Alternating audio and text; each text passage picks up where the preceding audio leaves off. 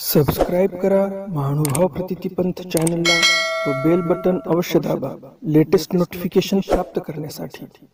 दंडवत प्रणाम। जय श्री कृष्ण। लीळा चरित्राच्या आजच्या सत्रामध्ये आपण एकंदरीत 3 लीळा पाहणार आहोत, ज्यामध्ये स्वामींनी मातंगाला मोदकाचा प्रसाद दिला, म्हणजेच लाडू दिला, आणि तो लाडू मग तो मातंग काय करतो हेही पाहण्यासारखं आहे। खूप महत्त्वपूर्ण लीळा आहे, त्यामुळे आजचा व्हिडिओ शेवटपर्यंत पहा।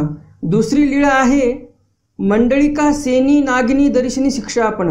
मंडळिकाने म्हणजे नाथोबाने राणामधून शेणाच्या गवऱ्या वेचून आणल्या।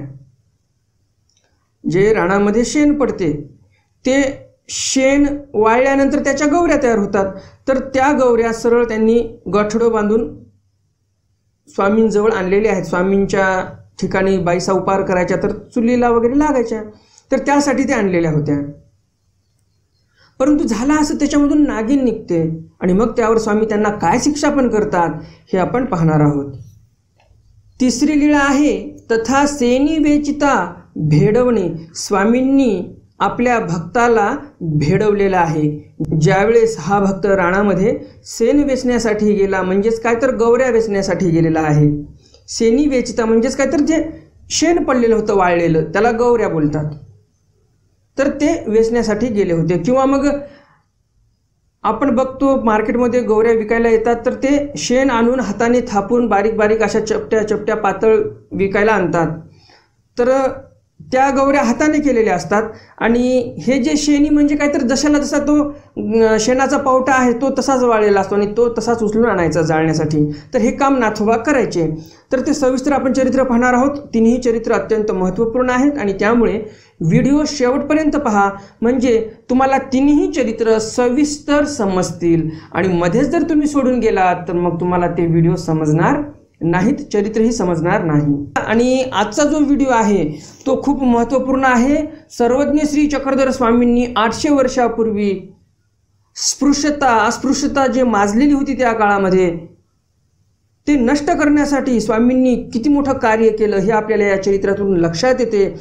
आणि त्यामुळे हे चरित्र जास्तीत जास्त आपल्या वासनिक मंडळीपर्यंत पोहोचवण्याचं काम मी सर्व दर्शकांवर सोपवित आहे। तुम्ही जास्तीत जास्त हा व्हिडिओ शेअर करा। व्हॉट्सअप ग्रुप असतील, फेसबुक पेज असतील, फेसबुक ग्रुप असतील, सर्व ठिकाणी हा व्हिडिओ शेअर करा, म्हणजे आपल्या प्रत्येक वासनिकापर्यंत स्वामींचं कार्य जे आहे ते पोहोचलं पाहिजे। स्वामींनी काय काय काम केलं हे सर्वांना समजलं पाहिजे। मी तर त्यासाठी प्रयत्न करतच आहे दररोज, परंतु तुमचाही हातभार लागणं आवश्यक आहे, कारण मी करून किती करणार आहे। जास्तीत जास्त तुम्ही दररोजच्या दररोज किती 1000-2000 लोक पाहता दररोजचा व्हिडिओ, त्या व्यतिरिक्त बाकीचे जे काही लीळा आहेत ते पण एक जवळजवळ 5-6 हजार पाहता। तर हे झालं चॅनलवरचं, हे मी व्हिडिओ अपलोड केल्यानंतर पाहणं झालं। परंतु तुम्ही जर जास्त शेअर केलं तर हे स्वामींचं कार्य जास्तीत जास्त लोकांपर्यंत पोहोचेल, आणि म्हणून मी तुम्हाला सांगत असतो की जास्तीत जास्त व्हिडिओ शेअर करा। तर जास्त उशीर न करता चला तर आज काही नवीन ज्ञानार्जन करूया। दंडवत हो। मी ईश्वरदास महानुभाव सर्वांचं स्वागत करतो आपल्या महानुभाव प्रतितीपंथी या यूट्यूब चॅनलमध्ये। नवीन दर्शक कोणी आले असतील, त्यांनाही स्वामींचे चरित्र दररोज ऐकण्याची इच्छा असेल, त्यांनाही ज्ञानवर्धक व्हिडिओ आवडत असतील, तर हे चॅनल तुमच्यासाठी आहे। कारण या चॅनलवर दररोज मी ज्ञानवर्धक व्हिडिओ अपलोड करत असतो, ज्यामध्ये तुम्हाला नवनवीन स्वामींचे चरित्र ऐकायला मिळतात। आणि म्हणून सांगतो, हे चॅनल तुमच्यासाठी आहे। लगेच चॅनलला सबस्क्राईब करा, बेल बटन दाबा आणि ऑल ऑप्शन सिलेक्ट करा, म्हणजे तुमच्याकडून भविष्यामध्ये एकही स्वामींचं चरित्र सुटणार नाही। आजचा लीळा क्रमांक आहे लीळा चरित्र उत्तरार्ध, लीळा क्रमांक 72। मातंग मोदक प्रसाद दान। स्वामींनी मातंगाला मोदकाचा प्रसाद दिला, म्हणजेच स्वामींनी त्यांना लाडू दिलेला आहे। मातंग तिघ जोगेश्वरी आले। 3 मातंग जोगेश्वरीकडे आले। दारवठा उभे राहिले, दरवाजापाशी उभे राहिले। दोघी कळसा जोहारू केला। 2 मातंगांनी त्या मंदिराच्या कळसाला जोहार केलेला आहे, म्हणजे नमस्कार केलेला आहे विशिष्ट प्रकारचा। मग ती म्हणितले, आणि मग ते मातंग म्हणतात, चाल गा जाओ। 3 मातंग आले होते, 3पैकी 2 त्या मंदिराच्या कळसाला नमस्कार केलेला आहे, एका मातंगाने नमस्कार केलेला नाही। तर ज्या दोघांनी कळसाला नमस्कार केलेला आहे ते दोघे या एकाला म्हणजे ज्याने नमस्कार केला नाही त्या कळसाला त्या मातंगाला हे दोघ जण म्हणतात, चाल गा जाओ, चला आता आपण निघूया. नागा मी हे देवत पाहिल्या विन नाही. तो जो एक मातंग उरला होता ज्याने कळसाला नमस्कार नाही केला तो म्हणतो, मी येणार नाही तुमच्यासोबत, मला या मंदिरातलं दैवत पाहायचं आहे आणि ते दैवत पाहिल्याशिवाय मी कुठेही येणार नाही. मग ते निघाले, दोघ जण निघाले. तो राहिला ज्याने कळसाला नमस्कार केला नाही, तो जो मातंग होता तो तिथेच राहिला. औसे बाहेरी निघाली, मग तेने औसा ते म्हणितले, आई गोसाविया पुढे ऐसे सांगा, बाहेरीलू पायकू आला असे. औसा काहीतरी कामानिमित्त बाहेर निघाल्या. त्या मातंगाने औसाला म्हटलं की आई स्वामींपुढे सांगा की एक पाईक म्हणजे तुमचा सेवक आलेला आहे बाहेर. तो ऐसे म्हणतू असे, तो सेवक असा म्हणत आहे असा निरोप सांगा, हे दैवत पाहिल्या वांचुनी नवचे, या मंदिरातलं दैवत पाहिल्या वांचून मी जाणार नाही असं तुमचा सेवक म्हणत आहे असा निरोप स्वामींपाशी द्या असा तो मातंग औसांना म्हणतो. औसे गेली, औसा गेल्या. जी जी स्वामी जगन्नाथा बाहिरलू पायकू आला असे, तो ऐसे म्हणत असे, हे दैवत पाहिल्या वांचोणी नवचे. औसा जाऊन स्वामींना म्हणतात, जी जी स्वामी जगन्नाथा बाहेर एक तुमचा सेवक आलेला आहे, पायीक आलेला आहे, तो तुमचं दर्शन घेतल्या वांचून जाणार नाही असं म्हणत आहे. गोसावी बायसा ते लाडू मागितला. स्वामींनी बायसांना लाडू मागला. सर्वज्ञ म्हणितले, स्वामी म्हणतात, जा लाडू तयासी द्या. स्वामींनी बायसांना लाडू मागितला, बायसांनी लाडू दिला. तो लाडू स्वामींनी घेतल्यानंतर औसाकडे दिलेला आहे. आणि काय म्हणतात स्वामी औसाला लाडू दिल्यानंतर, ऐसे म्हणा येथोनी पाठविला असे.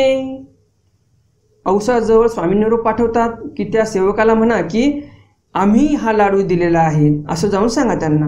औसा आली त्या मातंगाकडे. तव तो उभा असे, तो मातंग तिथेच उभा होता. तयासी लाडू दिला, त्या मातंगाला स्वामींनी दिलेला लाडू त्या औसाने त्या मातंगाला दिलेला आहे. जाये रे चक्र स्वामी तुझं पाठवणी दिधली. औसा म्हणतात, हे घे प्रसाद, चक्र स्वामींनी दिलेला आहे हा प्रसाद आणि तुला पाठवणी दिलेली आहे, तुला जायला सांगितलेलं आहे.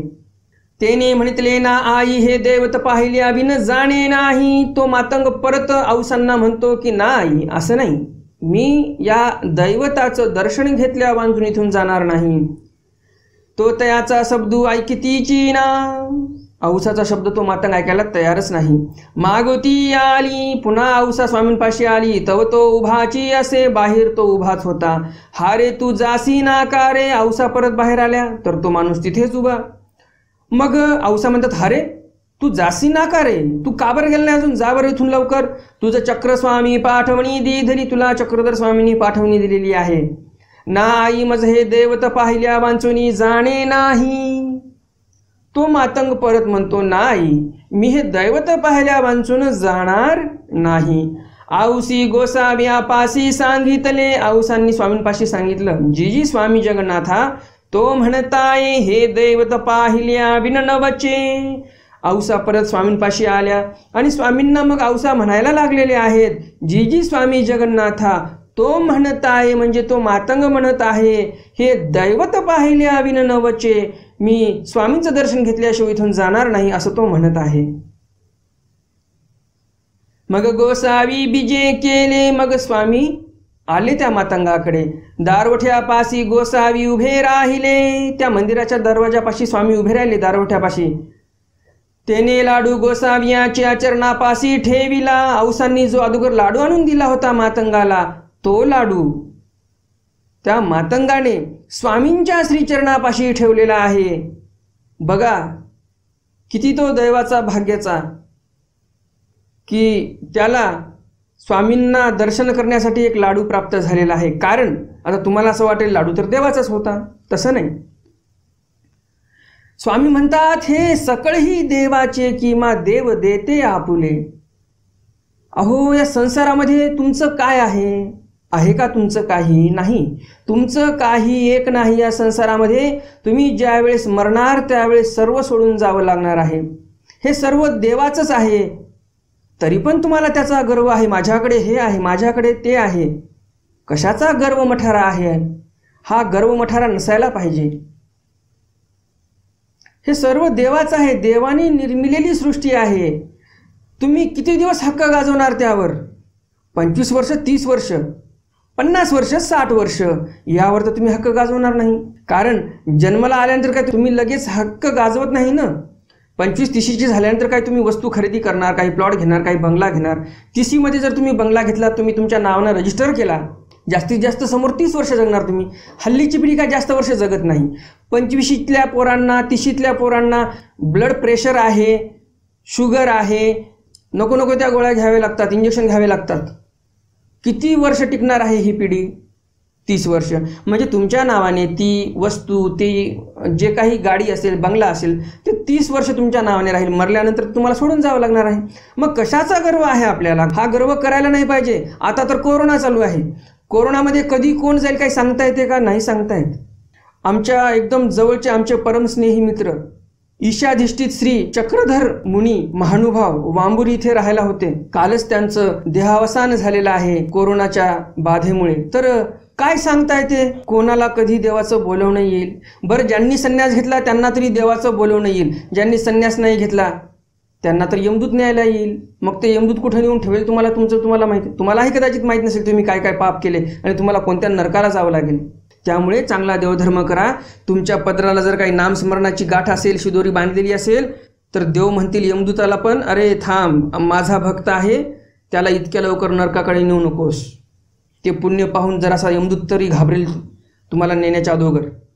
देव काहीतरी तुम्हाला चांगलं दान देतील. निर्हेतुक क्रिया करा. पुन्हा तेच सांगू इच्छितो तुम्हाला, निर्हेतुक क्रिया केली तर मेल्यानंतर तुम्हाला सोबत येईल ती क्रिया.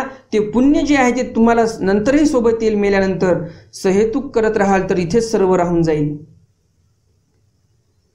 तर बघा, या मातंगाने, या भक्ताने स्वामींनी दिलेला लाडू स्वामींना अर्पण केलेला आहे. मग याचं पुण्य लागणार नाही का त्याला? नक्कीच लागणार. कारण तो लाडू स्वामींनी त्याला देऊन टाकलेला होता, तो त्याचा झालेला होता. आपण हल्ली बघतो काहीतरी लोक येतात मंदिरामध्ये, काही पंखा, काही एखादा फोटो किंवा 1-2 ब्रास फरशी देतात आणि लगेच त्याच्यावर नाव टाकतात की अमक्या अमक्या माणसातर्फे हे दान. परमेश्वराने एवढं तुम्हाला शरीर दिलं, परमेश्वराने कधी तुमच्या शरीरावर गोंदून पाठवलं का? शिक्का मारून पाठवला का? ईश्वरातर्फे हे शरीर तुम्हाला मिळालेलं आहे. कधी पाठवले का देवानं असं करून? नाही. एवढा अनमोल मनुष्य देह तुम्हाला दिला आहे, तरी देवाने त्याच्यावर नाव नाही टाकलं. या सृष्टीमधील सर्वोत्कृष्ट कलाकृती म्हणजे हे मनुष्य शरीर आहे. या परमेश्वराची निर्मिती आहे. या शरीराचं मोल काय आहे कोणताही डॉक्टर सांगू शकत नाही. कोणतीही लॅबोरेटरी या शरीराचे अवयव तयार करू शकत नाही. अशी कलाकृती देवाने तयार केलेली आहे. एवढी अनमोल कलाकृती आहे या मनुष्य देहाची, तरी पण परमेश्वराने याच्यावर नाव नाही टाकलं. आणि आपण हे जड पार्थिव प्रपंच दान करतो, फरशी दान करतो, काही दान करतो, त्याच्यावर लगेच नाव की आम्ही मंदिराला दान केलं. बरं, दान केलं म्हणून सोडून तरी देतील? त्याच्यावर हक्क गाजवणार नाही. आलं त्यावेळेस नाव काढतील, अहो आम्ही हे दिलं, अहो आम्ही ते दिलं. तुम्ही दान केलं, तुमचा विषय संपला. तुम्ही त्याच्यावर हक्क गाजवू शकत नाही. आम्ही एवढं दान केलं, मग आम्ही तिथे गेल्यावर आम्ही असं करणार, तसं करणार, आम्हाला त्यांनी विचारलं नाही, आम्हाला त्यांनी हे केलं, आम्हाला त्यांनी ते केलं. तुम्ही दान केलेली वस्तू आहे ते दान केल्यानंतर तुमचा काही एक हक्क नसतो किंवा तुम्ही त्याचा उपकार दाखवू शकत नाही स्थानापाशी, आश्रमामध्ये, मार्गामध्ये. त्यामुळे असे कामं कधीही करू नये. नाहीतर तुम्ही ते दान दिले त्याचं काही महत्त्वच राहिलं नाही. तर इथे हा मातंग जो आहे, हा भक्त स्वामींचा देवाला इथे लाडू अर्पण करतो. बघा, एखादा तर म्हटला असता आपल्याला देवाने दिला प्रसाद खाऊन टाका, कारण याच्याकडे काही नव्हतं अर्पण करण्यासाठी. तरी पण याने स्वामी बाहेर आले आणि लगेच या भक्ताने स्वामींच्या श्रीचरणापाशी तो लाडू ठेवला की हे परमेश्वरा, मी तुला अर्पण करत आहे. याही भक्ताचे काहीतरी संस्कार होते, निर्हेतुक क्रिया केल्या होत्या या भक्ताने मागच्या जन्मी, आणि म्हणून इथे त्यांना एक निर्हेतुक क्रिया घडलेली आहे. काही हेतू नाही मनामध्ये त्यांच्या. बस देवाचं दर्शन झालं, तिथे तो लाडू समर्पित केलेला आहे स्वामींच्या ठिकाणी त्या मातंग भक्ताने. मग दंडवत केले, मग त्याने दंडवत केला. मग निघाला, तिथून निघाला. गोसावी पट्टी शाळेवरी विजय केले, स्वामी पट्टी शाळेवर गेले. मग म्हणितले कांगा प्रसादू वादिये हो प्रसादू घ्याल. मग स्वामी सर्व भक्तजनांना म्हणतात हे प्रसादवादी हो, तुम्हाला फार प्रसाद आवडतो आमचा, तर आता प्रसाद घ्याल? जी जी भक्तजन म्हणतात जी जी. सर्वज्ञ म्हणितले स्वामी म्हणतात, तुपा भाता हा तू कवन नोडवी. तुपा भाताचा प्रसाद असेल तर कोण हात समोर करणार नाही, सर्वच करतील. सुताउवा पाटाउवा कवन हातू नोडवी. एखादा व्यक्ती चांगले सुताचे कपडे किंवा पाटाऊ म्हणजे रेशमाचे चांगले कोरे करकरीत कपडे कोणी दान करत असेल तर कोण हात समोर करणार नाही, सर्वच हात समोर करतील. हे येतुकिया बोडी अंतूर गे मग तेथीचा महाप्रसादू म्हणून घेई जे तो प्रसादू की हा काही घ्यावा असे. स्वामी म्हणतात आम्ही बोडीमध्ये म्हणजे साचलेल्या पाण्यामध्ये निघालो आणि मग तिथला प्रसाद म्हणून घेईजे तो प्रसाद आहे, हा काही घ्यावा असे. मग हा प्रसाद घ्यावा की नाही, लाडूचा प्रसाद, स्वामी इथे त्या भक्तजनांना म्हणतात. मग तो लाडू गोसावी अवघे अशी वाटिला. मग स्वामींनी तो लाडूचा प्रसाद सर्व भक्तजनांच्या ठिकाणी वाटलेला आहे, सर्वांना तो प्रसाद दिलेला आहे. उत्तरार्ध लीळा क्रमांक 73. मंडळिका सेनी नागिनी दर्शनी शिक्षापण. स्वामींनी मंडळिकांना म्हणजे नाथोबांना शिक्षापण केलेला आहे. असं बोलता स्वामींनी 7 जन्माचा स्वीकार केला. ऋषी जन्म ज्याचे स्वीकरोणी तुझ वांचोनी मोक्षदानी प्रेमदानी. असे एक काव्य आहे. ऋषी जन्म ज्याचे स्वीकरोणी म्हणजेच काय, ऋषी किती मानल्या जातात? 7 ऋषी मानल्या जातात. म्हणजेच काय, ऋषी जन्म तुम्हाला मी ह्या पहिले म्हटलेलं आहे, जे पंडित असतात, जे खूप विद्वान असतात, ते ज्यावेळेस काव्य तयार करतात त्यावेळेस कोड्यामध्ये बोलतात. तर या काव्यामध्ये काय म्हटलेलं आहे, 7 जन्म स्वीकार केले नाथोबाचे असं नाही म्हटलं कवींनी. त्या काव्यामध्ये त्या कवींनी स्वतःचं पांडित्य दाखवलेलं आहे. आणि काय म्हणतात कवी, ऋषी जन्म ज्याचे स्वीकरोणी, म्हणजेच ऋषी म्हणजे 7 सप्तऋषी मानतात, तर 7 जन्म ज्याचे स्वीकरोणी म्हणजे नाथोबांचे स्वामींनी स्वीकार केलेले आहेत. तर त्या 7 जन्मापैकी पहिला जन्म इथे स्वीकार केलेला आहे. इथे मंडळीक मेले असते, ती नागिन चावली असती आणि तिथेच त्यांचा देहांत झाला असता. तर असे 7 जन्म नाथोबांच्या स्वामींनी स्वीकार केलेले आहेत. तर पहिला जन्म हा आहे. तर बघूया कसं चरित्र आहे, महत्त्वपूर्ण चरित्र आहे. मध्ये सोडून जाऊ नका, व्हिडिओ शेवटपर्यंत पहा, तरच तुम्हाला या दानाचा लाभ होईल. नाथोबा गोसावियाच्या उद्याचा पूजासरा चुकती म्हणून पाहत पटीची सेनी जाती. एकुदी पाहत पटीची सेनी गेले, सेनी घेऊन आले. नाथोबा व्यापार करायचे गौऱ्या आणण्याचा. आणि नाथोबांना असं वाटायचं दिवस निघाल्यानंतर कधी जाणार रानामध्ये, कधी गौऱ्या आणणार, तोपर्यंत इकडे स्वामींचा पूजावसर होऊन जाणार, माझा पूजावसर चुकून जाईल. आणि बऱ्याच वेळा ते चुकूनही गेले होते पूजावसराला. आणि म्हणून काय करायचे, ते पहाटपटीची सेनी जाती म्हणजे सूर्योदय होण्याच्या अगोदर अंधारामध्येच सकाळी सकाळी ते रानामध्ये सेनी आणण्यासाठी जायचे. म्हणजेच जे गाईचे शेणाचे पोहटे असतात वाळलेले शेतामधले रानामधले, तर ते तसेच पोहटेच्या पोहटे उचलून आणायचे. त्याला गौरी असं म्हणू शकतो आपण सोप्या भाषेमध्ये तुम्हाला समजावं म्हणून. सेनी म्हणजे काय तर गौऱ्या, परंतु हाताने थापटलेल्या गौऱ्या नाही, तर रानामध्ये वाळलेल्या गौऱ्या आहेत. ह्या सेनी घेऊन आले ते गौऱ्या सर्व रानामध्ये जाऊन अंधारामध्येच जमा केल्या. आता तुम्ही सांगा, अंधारामध्ये रानामध्ये जाणं, गौऱ्या जमा करणं साहजिकच आहे. साप आहे, विंचुकाटा आहे, काही होऊ शकतो भक्ताला काही त्रास. परंतु भक्ताला देवाची आवडी एवढी संचिरली होती की देवाचा एकही पूजावसर माझ्याकडून चुकला नाही पाहिजे. आणि म्हणून हा भक्त म्हणजेच नाथोबा रानामध्ये सकाळी अंधारातच गेलेले आहेत शेण आणण्यासाठी, गौऱ्या आणण्यासाठी. तर शेणी घेऊन आले, त्या गौऱ्या घेऊन आले नाथोबा. तो बाहेरी लिया पाठसऱ्यावरी गोसाव्यासी आसनासे. बाहेरच्या पटसऱ्यावरी म्हणजेच पाठशाळेवर, पट्टीशाळेवर आसन होतं स्वामींना. गोसावी दंत धवन करिता ती स्वामी दात घासत होते. सेनी रिचविल्लिया, ते काय गाठोडं जे होतं ते गाठोडं सर्व समोर आणून टाकलं त्या मैदानामध्ये. तो पोपटांतुनी पद्मनागिनी निघाली. जसं ते गाठोडं आदळलं, कुण्यातरी शेणामध्ये, एखाद्या शेणाच्या पोहट्यामध्ये एक नागिन जाऊन बसलेली होती. आणि जसं ते पोहटा आदळला तर ती नागिन बाहेर निघाली सळसळत आणि बिहाले आणि मग घाबरले. म्हणजे बघा, रानातून डोक्यावर नागिन आणली त्यांनी, रानातून त्या गाठोड्यामध्ये डोक्यावर नागिन आणलेली आहे आणि इथं आल्यानंतर घाबरत आहे. गोसावी श्री कैसी धरडी मग म्हणितले, स्वामींनी हातामध्ये अशी शिळक धरली. स्वामी कशाने दात घासायचे? लिंबाच्या काडीने, बाबळीच्या काडीने, अशा या काड्याने दात घासायचे. तो आपण आता ब्रशने दात घासतो ना, तर ते ब्रशपेक्षा लिंबाची काडी किंवा बाभळीची काडी असेल तर ते दातासाठी खूप चांगली आहे आणि त्यामध्ये कोणत्याही प्रकारचं केमिकल नाही. आता आपण जे पेस्ट वापरतो ह्यामध्ये कॅन्सर होईल असं केमिकल वापरलेलं असतं त्याच्यामध्ये. जर ते पोटात जात राहिलं थोडं थोडं थोडं थोडं दररोज, तर भविष्यामध्ये तुम्हाला कॅन्सर होऊ शकतो. असे हानिकारक केमिकल्स त्याच्यामध्ये असतात. तर स्वामी काडीने दात घासत होते, त्या काडीनेच अनुकार करतात स्वामी. हातात काडी घेतलेली आहे आणि काडीनेच अनुकार करतात. काय म्हणतात स्वामी? काही गा मंडळिका, हातात शिळीक धरलेली आहे, हातात काडी धरलेली आहे आणि स्वामी म्हणतात काही गा मंडळिका, काय आहे बरं? कारण की नाथोबा घाबरलेले आहेत आणि म्हणून स्वामी म्हणतात की काय आहे नेमकं, कशामुळे घाबरला तुम्ही? नाथोबा उत्तर देतात, नागिनी आली. नाथोबा म्हणतात, जीजी मी गौऱ्या आणल्या, परंतु त्या गौऱ्यामध्ये सोबत नागिनी घेऊन आलो. हे काय गा मंडळिका? स्वामी म्हणतात, हे काय गा मंडळिका, असं काय बरं? हे खाती तरी येथ बोलू लागता की? स्वामी म्हणतात, हिने जर तुम्हाला चावा घेतला असता रस्त्यानेच तुम्ही अंधारात कुठे पडला असता तर आम्हाला बोल लागला असता ना की स्वामींचा भक्त सापाच्या दंशाने मेला म्हणून.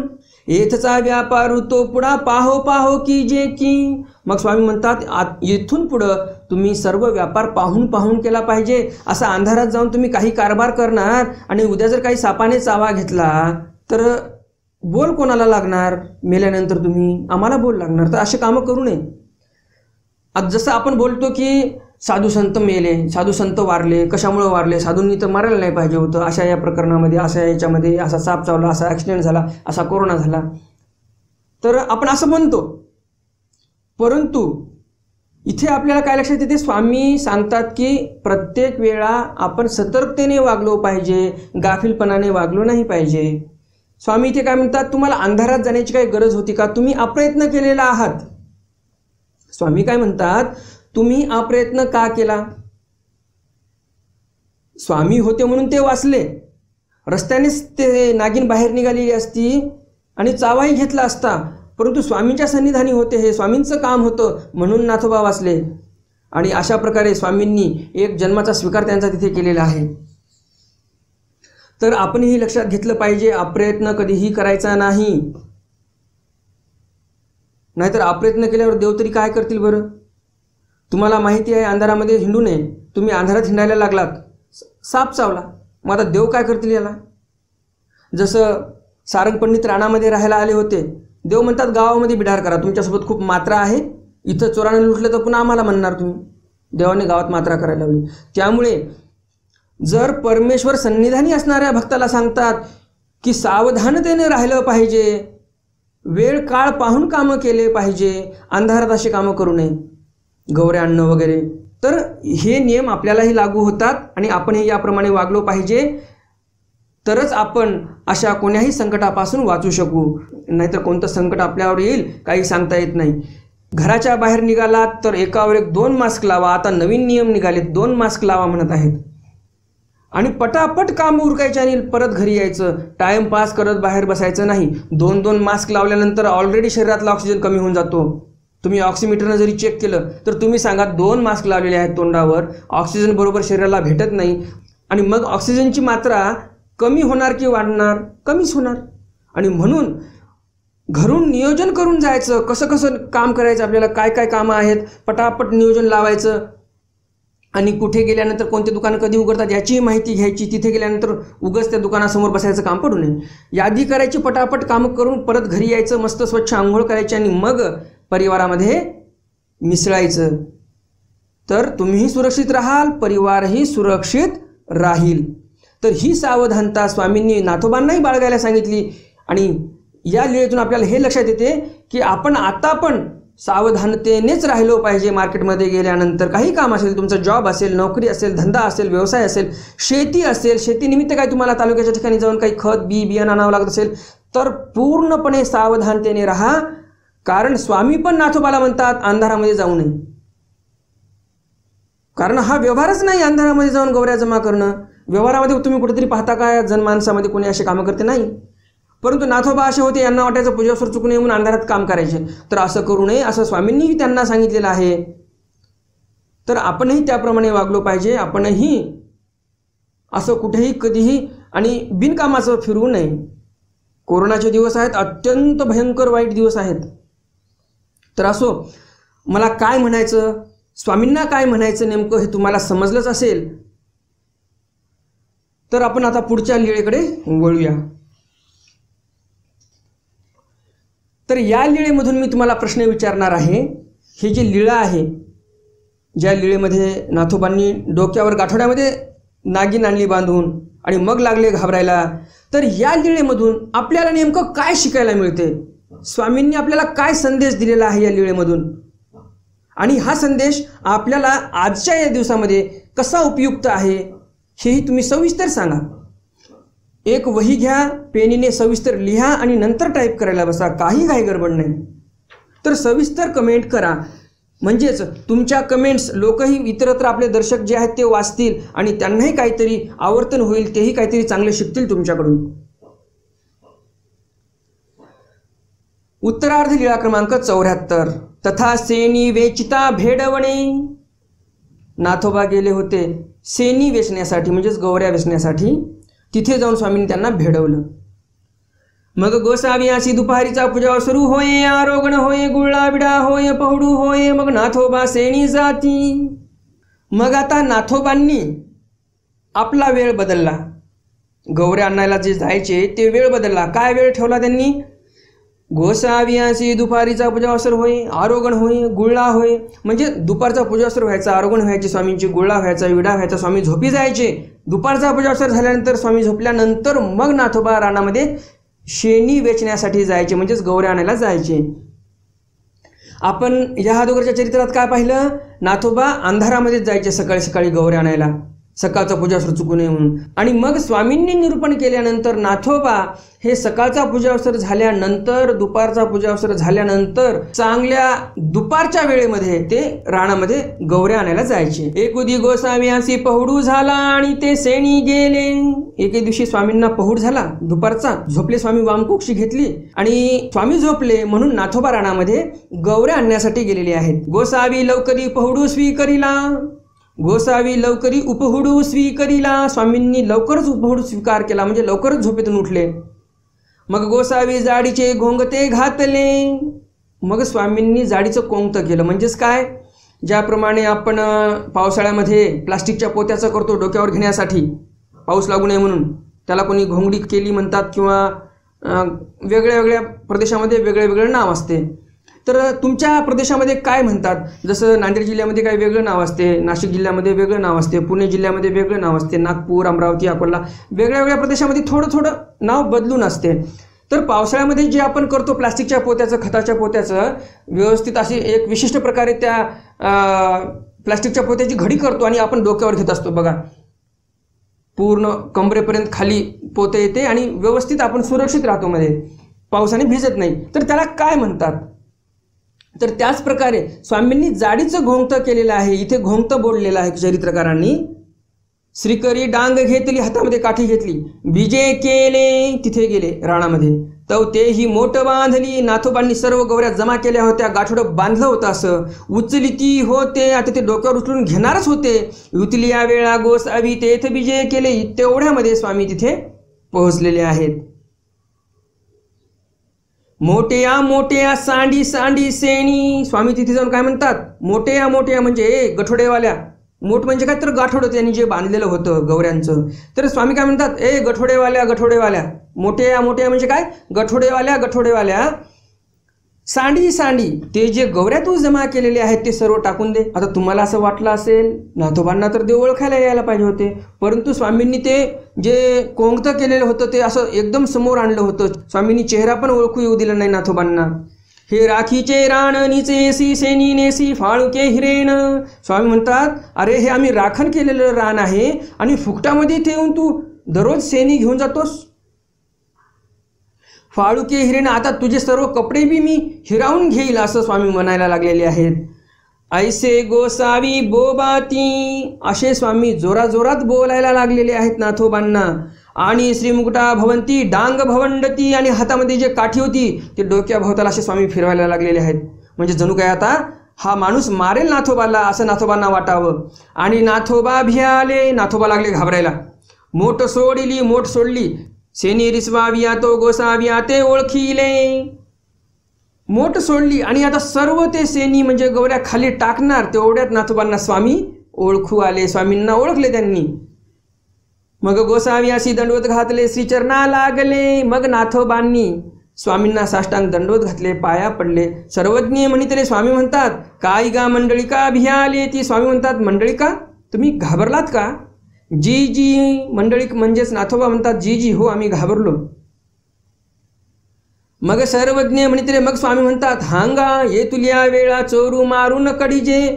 मग तुम्ही सेनी कैसी आले ती. स्वामी म्हणतात भले माणसं हो तुम्ही, अशा वेळेला लोक चोराला पण मारत नाहीत बाहेर काढून.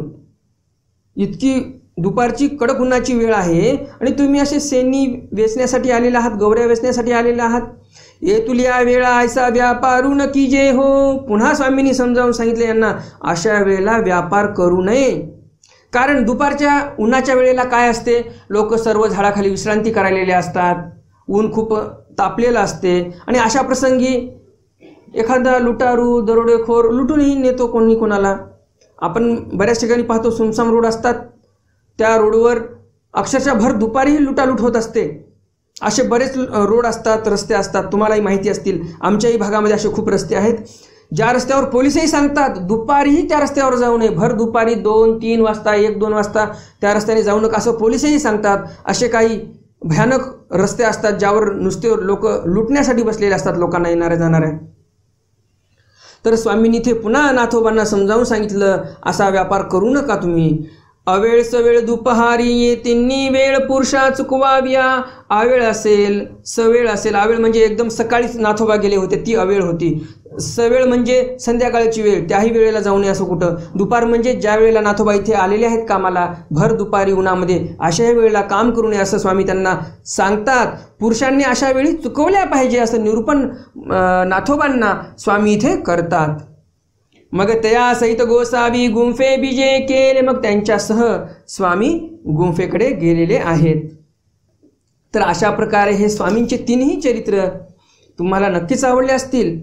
आणि अजून जर तुम्ही या व्हिडिओला लाईक केलं नसेल, हे चरित्र तुम्हाला आवडले आणि तरी पण तुम्ही लाईक केलं नसेल, तर लगेच या चरित्राला या व्हिडिओला लाईक करा आणि जास्तीत जास्त आपल्या वाचनिक मंडळीपर्यंत हा व्हिडिओ शेअर करा, म्हणजे त्यांनाही या ज्ञानाचा लाभ होईल. तर आजच्या सत्रातला प्रश्न मी तुम्हाला विचारलेलाच आहे, तो झाला पहिला प्रश्न. दुसरा प्रश्न आहे स्वामींनी भीती कुणाला घातली, हा दुसरा प्रश्न आहे. तर या दोन्ही प्रश्नाचे तुम्ही नक्कीच बरोबर उत्तर देणार अशी अपेक्षा करतो आणि आजचं सत्र आपण इथेच संपवूया. तर उद्याच्या सत्रामध्ये आपण पाहणार आहोत जिव्हा रोग माळीन रक्षणे. एका माळणीला जिव्हा रोग झाला होता, तिचं रक्षण स्वामींनी केलेलं आहे. आणि मूर्ती अवलोकनी रावता विस्मयो, गंगोतरणी साधी नाम उच्चारणे, असे 2-3 चरित्र आपण उद्याच्या सत्रामध्ये पाहणार आहोत. तर उद्याचं सत्र हे खूप महत्त्वपूर्ण होणार आहे. त्यामुळे उद्याचं सत्र तुमच्याकडून सुटू नये असं वाटत असेल तर लगेच या चॅनलला सबस्क्राईब करा, बेल बटन दाबा आणि ऑल ऑप्शन सिलेक्ट करा, म्हणजे तुमच्याकडून एकही स्वामींचे चरित्र सुटणार नाही. तर भेटूया उद्याच्या सत्रामध्ये स्वामींच्या काही नवीन चरित्रासह. तोपर्यंत दंडवत प्रणाम. जय श्रीकृष्ण. दंडवत हो.